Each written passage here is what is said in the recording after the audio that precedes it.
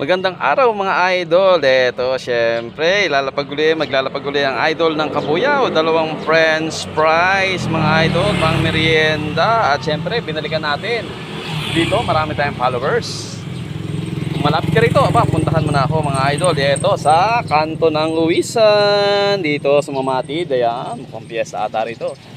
Malapit dun sa may terminal ng Uwisan. Yan, nandito ang idol ng Kabuyaw. Kung ikay pinakamalapit, puntahan mo na ako.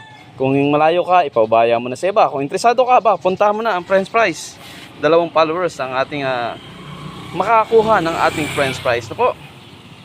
Pang merienda, mamaya, o kahit ano, bahala na kayo kung anong gawin nyo rito. Basta, puntahan nyo na ang idol ng Kabuyaw. Siyempre, bring me.